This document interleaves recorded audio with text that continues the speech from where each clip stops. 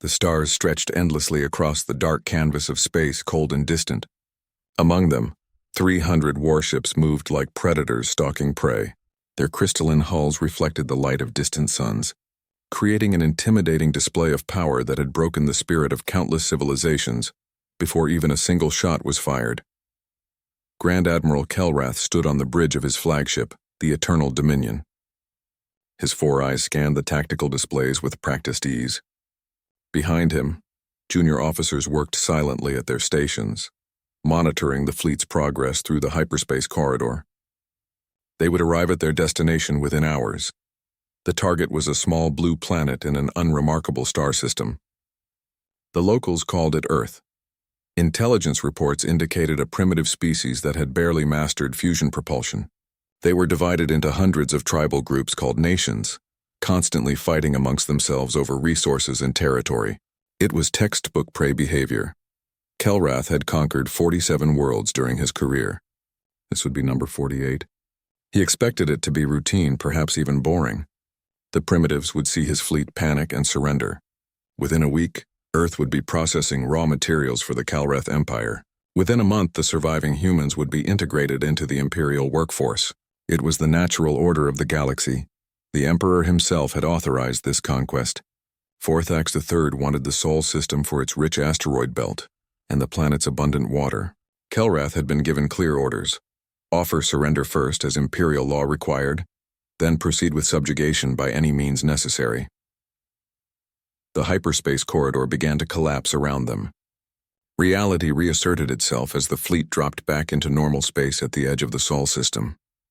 300 warships materialized in perfect formation, their shields already active, weapons charging. On Earth, deep beneath a mountain range, Commander Han Jiwoo watched his display screens with calm focus. The Deep Space Monitoring Network had detected the incoming fleet 3 days ago, when they first entered the outer sensor perimeter. Every nation on Earth had been notified. Every defense station had been activated. Jiwoo was a quiet man in his late 30s with sharp eyes and steady hands. He had spent 15 years preparing for this exact moment. His entire career had been built around a single question. What would humanity do when the aliens finally came? Now he had his answer. He opened a secure channel to Lunar Base Command. Dr. Yoon Mirai appeared on his screen, her face calm despite the gravity of the situation. Behind her, scientists worked frantically at their stations, running final checks on systems that had never been tested in actual combat. "They're here," Jiwoo said simply. "I see them," Mirai replied. Her fingers danced across her console, pulling up detailed scans of the alien vessels. 300 ships. Their technology profile matches what we expected from the intercepted transmissions. Antimatter power cores, plasma weapons, adaptive shields, and can we beat them? Mirai allowed herself a small smile. "Commander, we can erase them." 50 years ago, Jiwoo's grandfather had been the first to detect alien signals. Dr. Han Seung-ho had been a radio astronomer, searching for signs of extraterrestrial life. What he found changed everything. The signals were military transmissions from the Kelrath Empire, discussing their latest conquest. The messages detailed their methods, their weapons, their complete disregard for primitive species. The world's governments had faced a choice: ignore the threat and hope the aliens never came, or prepare in secret for the inevitable. They chose preparation. Every major nation contributed resources to a single unified project. They called it the Manhattan Protocol, named after humanity's first great weapons program centuries earlier. For 5 decades, humanity built weapons in secret. They constructed shipyards on the dark side of the moon, where Earth-based telescopes couldn't see. They hollowed out asteroids and filled them with weapons platforms. They developed technology specifically designed to counter Kelrath shields and armor.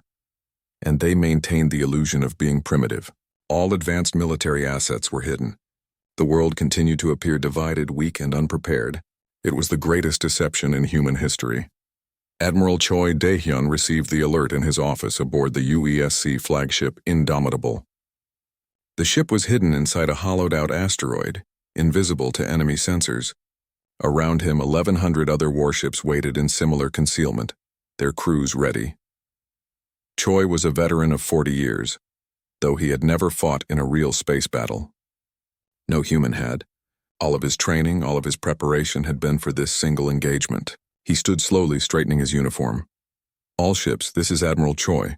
Activate Ghost Protocol. Move to attack positions. Wait for my signal. Across the solar system, human warships began to move. They remained invisible, their exotic matter hulls bending light around them, their power signatures masked by quantum-dampening fields. They were ghosts in the darkness, surrounding the alien fleet like wolves circling prey. Grand Admiral Kelrath initiated the first contact protocol. His communications officer broadcast the standard ultimatum on all frequencies, translated into 47 galactic languages. The message was simple: surrender immediately or face extinction. He expected a response within hours. Primitives usually needed time to argue amongst themselves before accepting the inevitable. Some tried to negotiate.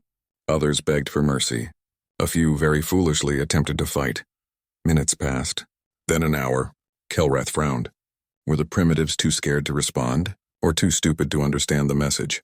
Scan the inner system, he ordered. Locate their major population centers. Prepare a demonstration strike on their moon. A small one. Just enough to show them we're serious. His tactical officer began the scan. Almost immediately, warning indicators flashed across the display. Admiral, I'm detecting unusual energy readings throughout the system. Multiple sources. They're everywhere. Kelrath leaned forward. Explain. I don't know, sir. The readings just appeared. Thousands of them. They're surrounding us. Before Kelrath could respond, his view screen changed. A human face appeared, calm and composed. The alien spoke in perfect Kelrath, his accent flawless. I am Admiral Choi Dae-hyun of the Unified Earth Space Command. You came to conquer our world. You will not leave the system alive unless we permit it. You have underestimated us. That was your first and final mistake. The screen went dark. Kelrath's four eyes widened as his sensors finally penetrated the human stealth technology. 1,200 warships appeared on his tactical display, completely surrounding his fleet. They had been there the entire time, invisible and waiting. For the first time in his 47 conquests, Grand Admiral Kelrath felt something he had never experienced before: fear. 50 years earlier, Dr. Han Seung-ho sat in his small observatory, staring at the data streaming across his monitors. He had spent 20 years searching for signs of intelligent life in the universe. Tonight he had finally found it. But the discovery filled him with dread rather than joy. The signal was strong and clear. It was a military transmission, encrypted but not well enough to hide its basic structure. Seung-ho had spent 3 months breaking the encryption. What he found made him immediately contact every government on Earth. The transmission was a battle report from something called the Kalrith Empire. They had just conquered their 840th star system. The report detailed their weapons, their tactics, and their complete lack of mercy for primitive species. Any civilization that couldn't defend itself was either enslaved or exterminated. The message included a star map. Seung-ho's blood ran cold when he calculated the Empire's expansion pattern. They were moving steadily toward the Sol system. At their current rate, they would reach Earth within 50 to 70 years. The world's leaders gathered in secret. For the first time in human history, ancient enemies sat at the same table with a single purpose: survival. They faced a simple truth. If the Kalrith came and found Earth divided and weak, humanity would be conquered or destroyed. They created the Manhattan Protocol. Every nation contributed scientists, engineers, and resources. They pooled their knowledge and technology. They built weapons in absolute secrecy, and they maintained the appearance of being a primitive, divided species. The deception was crucial. Kalrith scout probes occasionally passed through the outer solar system. They saw exactly what humanity wanted them to see: a planet full of primitive beings using chemical rockets and basic fusion drives. They saw nations arguing over territory and resources. They saw no unified defense, no advanced weapons, no threat. They never saw the construction facilities on the dark side of the moon.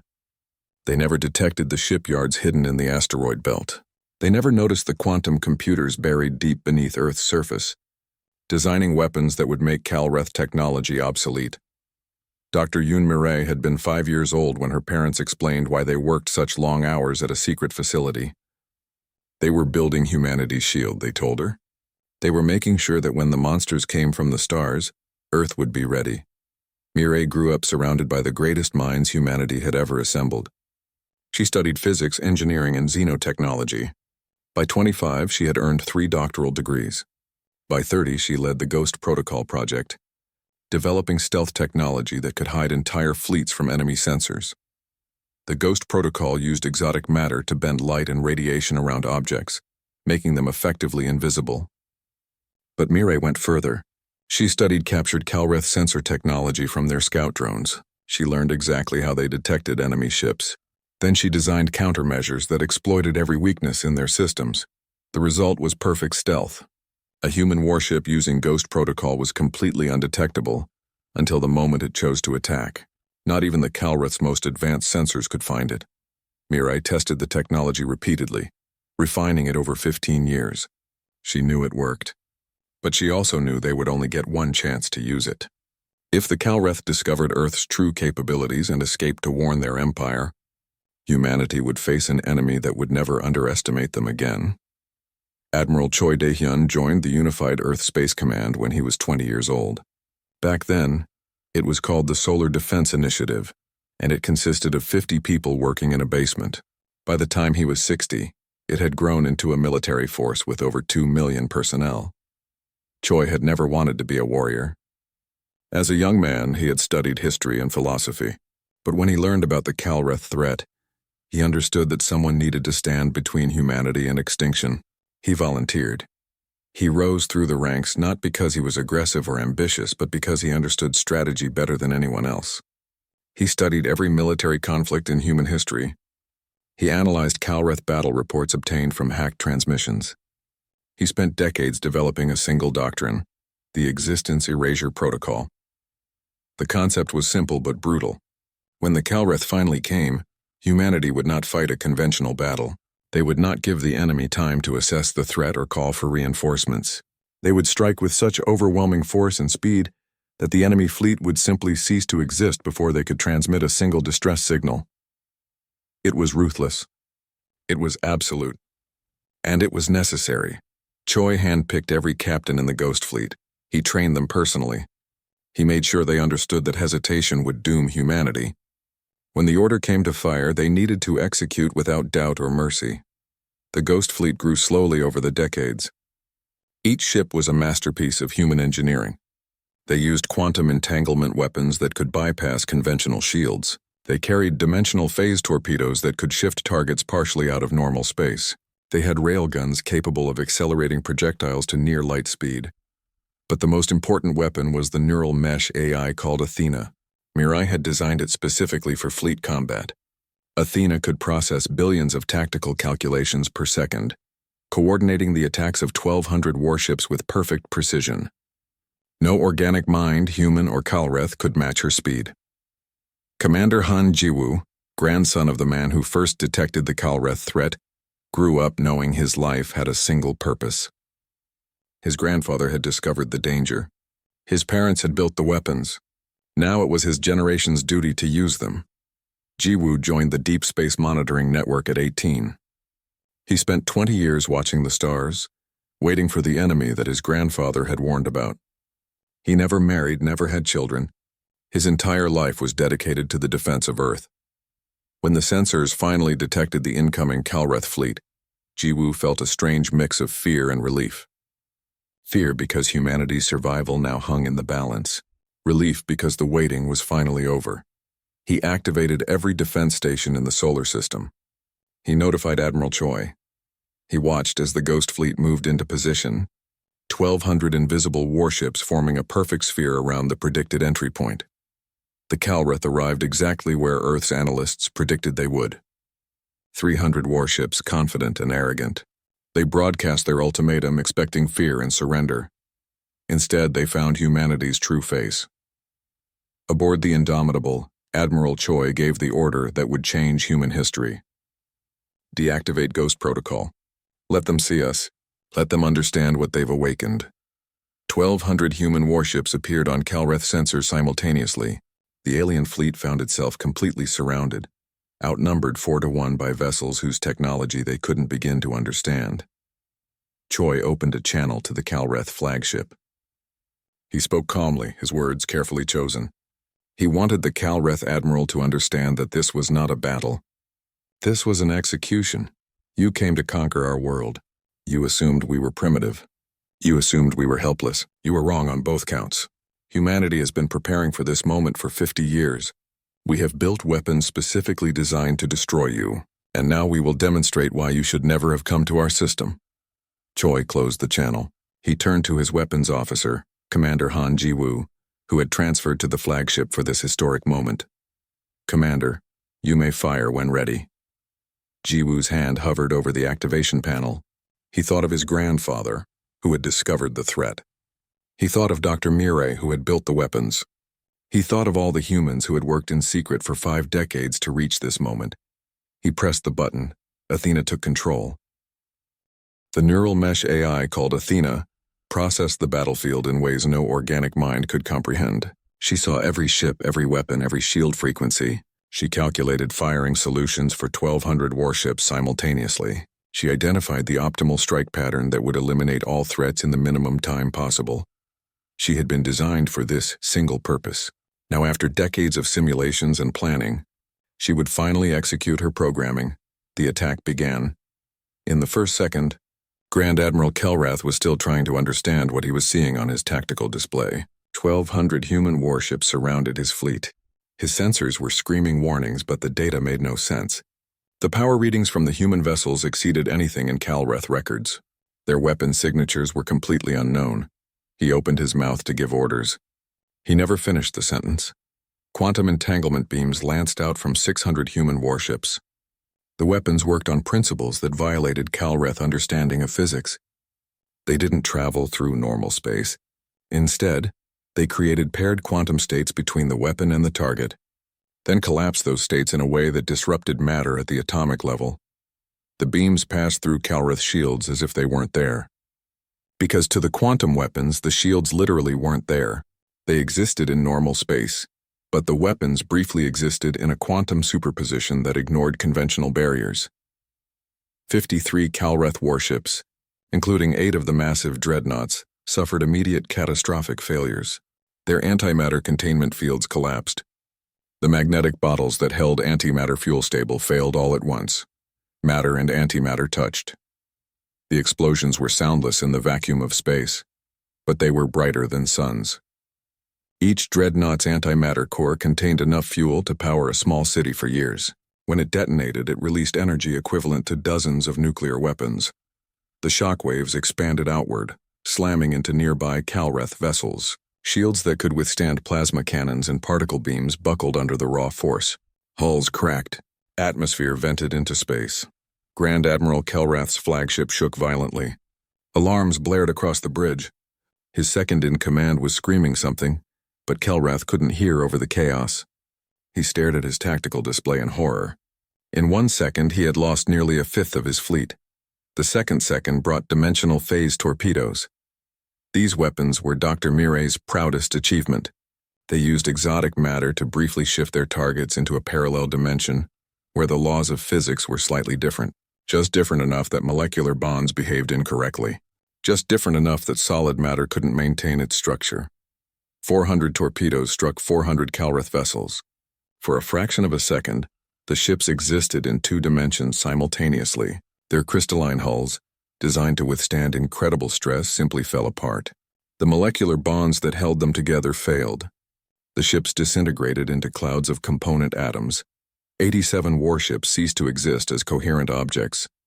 One moment they were there. The next moment they were expanding clouds of debris, individual atoms spreading out into the void. Kelrath watched in absolute terror as ships around him simply dissolved. There was no fire, no explosion. They just came apart like sandcastles hit by a wave. His mind refused to accept what his eyes were seeing. The third second brought the singularity torpedoes. These were the weapons that had sparked the most debate among Earth's leaders.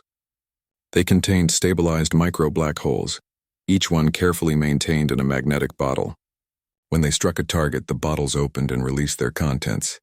A black hole, even a tiny one, is perhaps the most destructive force in the universe. Gravity so intense that nothing can escape, not even light. The micro-black holes created by human scientists were smaller than atoms, but their gravitational pull was immense. 134 Calrath ships found themselves suddenly dealing with singularities in their midst. The black holes consumed everything near them. Ship hulls, equipment, crew members all pulled inexorably toward the event horizon and compressed into infinite density. The gravitational stress tore ships in half. Those fortunate enough to be destroyed immediately were the lucky ones. Some ships were pulled partially into the black holes, stretched by tidal forces that ripped them apart molecule by molecule. The black holes had been programmed to evaporate after exactly 2.3 seconds. Hawking radiation caused them to lose mass rapidly until they finally ceased to exist. But in those brief seconds, they had consumed over 100 warships. Kelrath's flagship was still intact, but barely. Half his fleet was gone. The bridge crew was in shock, staring at displays that showed the impossible. Some were praying to gods they had stopped believing in years ago. The fourth second brought relativistic kinetic strikes. Hidden throughout the asteroid belt, dozens of railgun platforms had been waiting for 50 years. Now they fired. Tungsten rods, each one weighing several tons, were accelerated to 92% of light speed using electromagnetic forces that would have torn apart conventional materials. At such speeds, the rods became weapons of unimaginable power. When they struck, they released kinetic energy equivalent to nuclear detonations. Armor meant nothing. Shields meant nothing. The laws of physics became the weapon. The support vessels and troop transports positioned at the rear of the Calreth formation were the primary targets. They had lighter armor than the warships. They were designed to carry soldiers, not to fight. They stood no chance. The relativistic projectiles punched through them like bullets through paper. Each impact released a flash of light visible across the solar system. Ships were vaporized, their atoms scattered across millions of kilometers of space. In the fifth second, the last surviving Calreth warships attempted to escape. Standard procedure in an unwinnable battle was to retreat, regroup, and call for reinforcements. The surviving captains, acting on pure survival instinct, activated their hyperspace drives. They never engaged. Dr. Mire's team had developed what they called reality anchors. The devices manipulated space-time in a localized area, creating a region where faster-than-light travel was impossible. The physics were complex, but the result was simple. The Calreth ships couldn't jump to hyperspace. They were trapped. The sixth second brought the final coordinated strike. Point defense lasers operating at petawatt power levels targeted the last surviving vessels. Unlike the massive weapons used earlier, these were surgical strikes. Precise beams of coherent light cut through hulls, targeting engines, weapons, and command centers. The lasers worked faster than human reflexes could follow. Athena controlled them all, calculating optimal targeting solutions in microseconds. Each beam found a critical system. Each strike was perfectly placed to cause maximum damage. Ships went dark as their power cores were sliced apart. Others tumbled helplessly as their maneuvering thrusters were destroyed. A few tried to return fire, but their weapons were disabled before they could charge. By the seventh second, only 26 Calreth vessels remained operational, including Calrath's flagship. They were crippled, weaponless, and surrounded. Admiral Choi opened a channel to the Calreth admiral. His voice was calm, almost gentle. Grand Admiral Calrath, your fleet no longer exists as a fighting force. You have two choices. You can surrender and be allowed to leave in your remaining ships to carry word back to your empire, or you can die here with your fleet. Choose now. Calrath's four eyes were wide with shock. His hands shook as he reached for the communication controls. He had conquered 47 worlds. He had fought hundreds of battles. He had never imagined defeat was possible. He chose survival. We surrender, he whispered. Across the solar system, Commander Han Jiwoo reviewed the battle data. 7 seconds from first shot to total victory. 274 Calreth warships destroyed. 26 captured. 0 human casualties. He allowed himself a moment of satisfaction before beginning his report. His grandfather would have been proud. Humanity had faced its first test against an alien empire, and humanity had won. Dr. Yoon Mirai watched from lunar base as the surviving Calreth ships were herded toward the edge of the system. Her weapons had worked exactly as designed, perhaps too well. She felt no joy in the slaughter, only relief that Earth was safe. Admiral Choi De-hyun stood on his bridge, looking at the debris field that had once been a conquest fleet. He had won the greatest victory in human history. But he knew this was only the beginning. The Calreth Empire would learn what happened here. and they would respond. 8 months passed before Emperor Vorthax III finally accepted the truth. His conquest fleet was not coming back. 300 warships, including some of the finest vessels in the Calreth Armada, had simply vanished. The Emperor stood in his throne room on the Calreth homeworld, staring at the holographic star map that showed his empire's territories. 847 conquered systems, all marked in the deep purple of Calreth control. Except for one small yellow star that should have been purple by now, Sol, the human system, the target that was supposed to be an easy conquest. Intelligence Officer Dravex stood before the Emperor, his posture respectful but his expression troubled. He had spent 8 months investigating the fleet's disappearance. His report made no sense, but it was the only explanation supported by evidence. The fleet's last confirmed position was at the edge of the Sol system, Dravex explained, manipulating the hologram to show the location.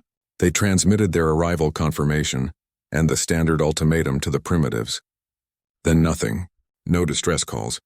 No battle reports. No debris signatures. They simply ceased all communication.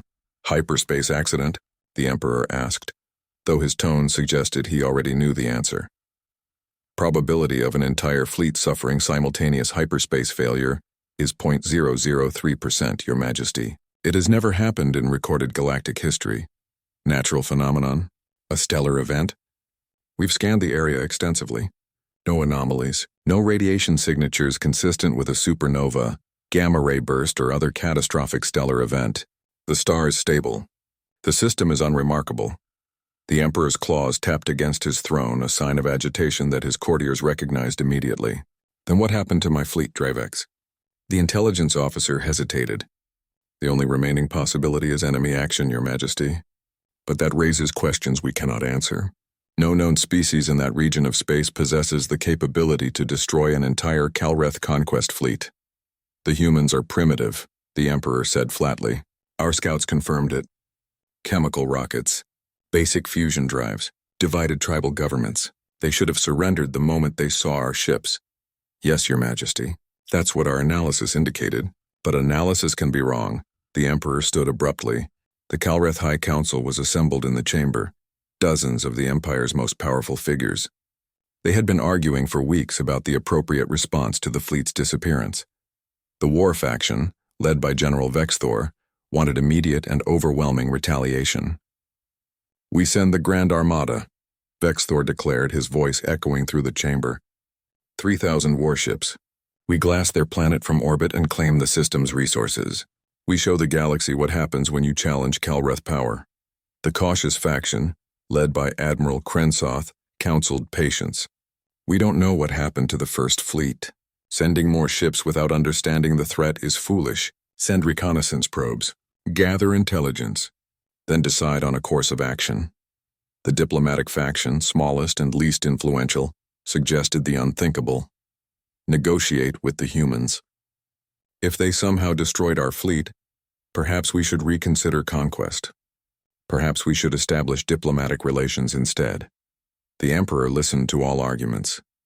Then he made his decision, driven by pride more than wisdom. He could not appear weak. If the galaxy learned that a primitive species had somehow defeated a Calreth fleet, the Empire's reputation would suffer. Conquered worlds might rebel. Allies might reconsider their allegiances. We will send a second fleet, Vorthax announced. 600 warships under the command of Admiral Threxval. They will investigate what happened to the First Fleet. If the humans are somehow responsible, Threxval will destroy them completely. No mercy, no survivors. We will turn their world into a warning to anyone who dares oppose us. Admiral Threxval accepted the assignment with grim determination. He was known throughout the Empire for his ruthless efficiency. He had never failed a mission. He had never shown mercy to an enemy. He reviewed every piece of intelligence about the Sol system, looking for anything that might explain what happened to Calrath's fleet. He found nothing useful. The humans appeared exactly as primitive as the scouts had reported. Their technology was centuries behind Calreth standards. They had no unified government, no fleet, no orbital defenses. On paper, they were helpless, but something had destroyed 300 warships. Threxval was not going to underestimate them, regardless of what the intelligence report said. Meanwhile, in the Sol system, Commander Han Jiwoo monitored Calreth communication networks through quantum relay stations humanity had secretly planted in their territory. The technology was risky, as discovery would immediately reveal Earth's true capabilities, but it provided invaluable intelligence. Jiwoo read the intercepted reports about the Emperor's decision. 600 warships, double the size of the First Fleet. They would arrive in approximately 3 weeks. He immediately contacted Admiral Choi Dae-hyun. "They're not learning," Jiwoo said, frustration clear in his voice. "We destroyed their first fleet in 7 seconds. We let the survivors go so they could report what happened. And now they're sending an even bigger fleet." Choi considered this carefully. He stood in his office aboard the Indomitable, looking at tactical displays showing the Calreth Empire's territory. The Empire was vast, powerful, and apparently incapable of accepting that a primitive species could threaten them. "They're operating on pride and momentum," Choi said finally. "They've conquered hundreds of worlds. Their entire culture is built on military dominance. They can't conceive of losing to us, so what do? We escalate. The first time we simply destroyed their fleet. This time we send a message they cannot possibly ignore. We show them not just that we can destroy their ships, but that we could destroy their entire civilization if we chose to." Dr. Yoon Mirai joined the conversation via secure link from Lunar Base. "You're talking about the Ragnarok Protocol?" Choi nodded. "Yes, it's time. The Ragnarok Protocol was the most controversial weapon system ever developed by humanity. Even suggesting its construction had sparked heated debates. Some argued it was too dangerous, too provocative, too likely to escalate conflicts rather than prevent them. Others insisted it was necessary to ensure Earth's survival. In the end, they built it. But until now, they had never used it. The protocol consisted of several components. Planetary shield generators powerful enough to protect Earth from sustained bombardment by thousands of ships. Star manipulation technology that could cause controlled solar flares. Faster-than-light kinetic weapons that could strike targets light years away, and the capability to broadcast simultaneously on every Calreth military frequency. "If we use Ragnarok, we're showing them everything," Mirai warned. "Every capability we have. They'll know we're not primitive. They'll know we're a threat." "They already know we're a threat," Choi replied. "We destroyed 300 of their warships. What they don't know yet is the scale of the threat. The Ragnarok demonstration will make it clear. We're not just capable of defending ourselves. We're capable of destroying them completely." Jiwoo understood the strategy. "We give them a choice. Leave us alone and survive, or continue aggression and face extinction." "Exactly," Choi said. "But we have to be willing to follow through. If we threaten them and they call our bluff, if we're not willing to actually use the weapons we're demonstrating, then we've gained nothing and lost everything." The three of them sat in silence for a moment, each considering the weight of what they were about to do. 50 years ago, Jiwoo's grandfather had discovered the Calreth threat. Humanity had spent 5 decades preparing to defend itself. Now they faced a choice that would determine whether Earth remained safe or became a target for complete annihilation. "Activate the Ragnarok Protocol," Admiral Choi ordered. "Prepare for full demonstration, and send a message to all Earth governments. They need to understand what's about to happen." Across the solar system, human defense stations began powering up systems that had never been used outside of testing. Engineers checked and rechecked every connection, every power coupling, every targeting solution. Scientists monitored exotic matter containment fields and stellar manipulation arrays. Dr. Yoon Mirai oversaw the activation of the planetary shields. The system would create a protective barrier around Earth and Luna, strong enough to withstand sustained attack by thousands of warships. It was humanity's ultimate defense, and they were about to show it to an enemy that thought they were primitive. Admiral Choi stood on his bridge, watching the preparations. In 3 weeks, the second Calreth fleet would arrive, and they would learn a lesson that their empire had never needed to learn before. Some prey fight back, and some prey are not prey at all. Admiral Threxval's fleet emerged from hyperspace at the edge of the Sol system, in perfect formation. 600 warships, the largest force the Calreth Empire had sent outside its own territory in a generation. He stood on the bridge of his flagship, the Eternal Conquest, reviewing the tactical displays with cold calculation. The system appeared empty. No defense fleets, no orbital stations, no sign of the military force that had supposedly destroyed Admiral Calrath's fleet. Threxval allowed himself a moment of satisfaction. Perhaps Kelrath had simply been incompetent. Perhaps his fleet had suffered some catastrophic malfunction. Perhaps the primitive humans were exactly as helpless as the intelligence reports indicated. He activated the fleet-wide communication system and broadcast his message toward the inner planets. His words were chosen to inspire terror. Primitive inhabitants of Sol 3, I am Admiral Threxval of the Calreth Empire. You exist because we permit it. You will end because we demand it. Your world will be cleansed. Your species will be erased. You have 1 hour to accept your fate. He cut the transmission and turned to his tactical officer. Begin scanning for the previous fleet's debris field. I want to know what happened to them. 45 seconds later, every screen on every Calreth ship displayed the same image. A human in a military uniform, sitting calmly in a command chair. Behind him, visible through viewports, was a blue planet, beautiful and serene. Admiral Choi De-hyun spoke in perfect Calreth, his voice steady and measured. I am Admiral Choi De-hyun of the Unified Earth Space Command. 8 months ago, you sent 300 warships to conquer our world. We destroyed them in 7 seconds. Not a single human casualty. Not a single human ship damaged. We erased your fleet from existence and allowed a handful of survivors to carry word back to your empire. The image shifted, showing tactical footage of the previous battle. Threxval watched in growing horror as human weapons tore through Calreth shields like they weren't there. He saw ships disintegrate, consumed by weapons he didn't recognize. He saw the 7 seconds of absolute destruction. Choi's voice continued calm and implacable. You ignored our message. You sent a larger fleet. You threatened to cleanse our world and erase our species. You have made 2 critical mistakes. First, you assumed we were primitive. Second, you assumed we were merciful. The image returned to Choi's face. You will now witness what humanity is truly capable of. You will understand why you should never have come to our system. And then you will make a choice that will determine whether your fleet and your empire survive this day. The transmission ended. Threxval stood frozen, his mind racing. Before he could give orders, his sensors began screaming warnings. Around Earth and Luna, the planetary shield activated. Generators buried deep beneath the surface, built over 50 years by the combined efforts of every human nation, came online simultaneously. Exotic matter created a field that encompassed both worlds, a golden sphere visible from millions of kilometers away. Dr. Yoon Mirai monitored the shield from lunar base, watching power levels stabilize. The shield could withstand the combined firepower of 10,000 warships for years. It was humanity's ultimate defense, and it was only the first part of the demonstration. Threxval's sensors analyzed the shield. The readings were impossible. The energy output exceeded anything in Calreth records. His science officer turned to him, face pale. Admiral, that shield could withstand our entire fleet firing continuously for decades. We cannot break it. Before Threxval could respond, humanity's second demonstration began.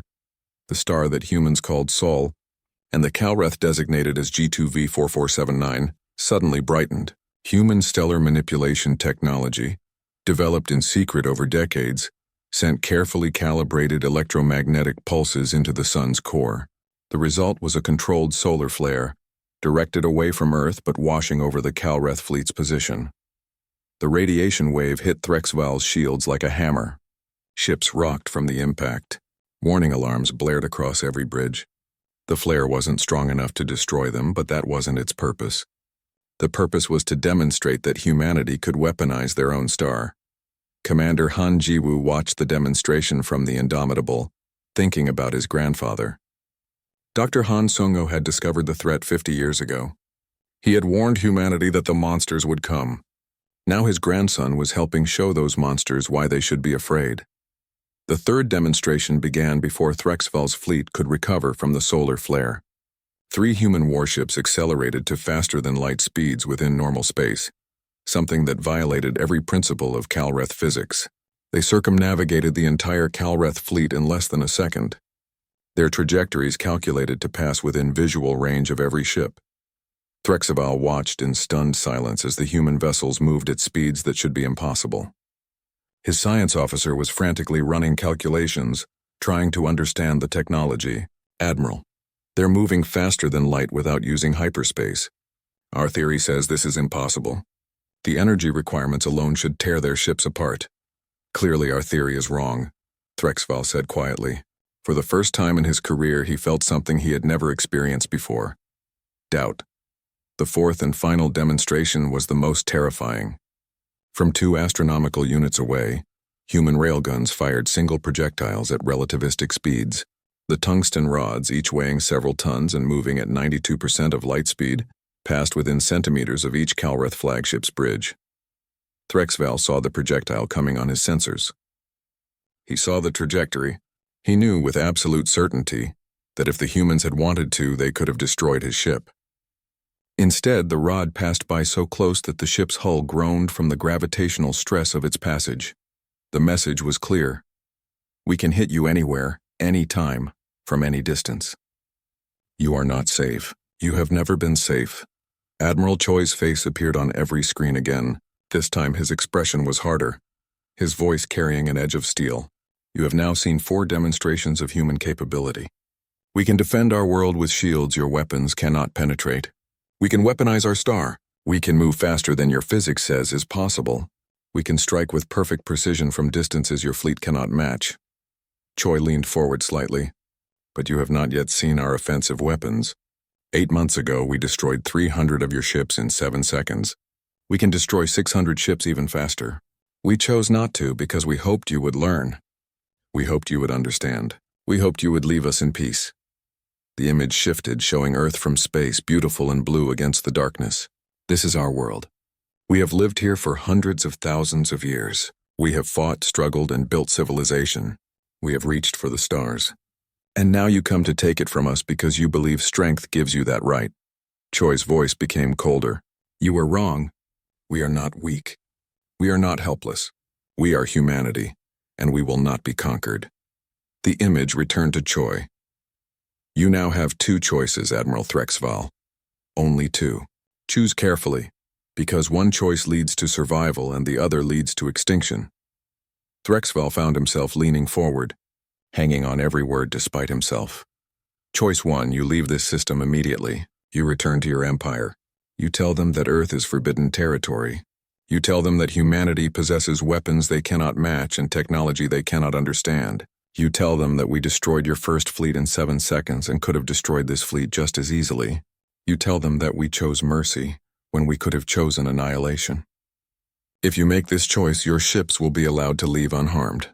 We will escort you to the edge of our sensor range and then release you. Choi paused, letting that option sink in before continuing. Choice 2, you attack. If even a single one of your ships fires a single weapon, we will erase your entire fleet just as we did the first. Then we will track your hyperspace corridors back to your homeworld. We will not invade. We will not conquer. But we will activate a device that will broadcast throughout your empire, showing footage of what happened here, showing how the mighty Calreth Empire was humiliated by a species you called primitive. Every conquered world will see it. Every vassal species will see it. They will realize you are not invincible. Your empire will tear itself apart from within. The threat was not idle, and Threxval knew it. He had spent his career maintaining Calreth dominance through fear.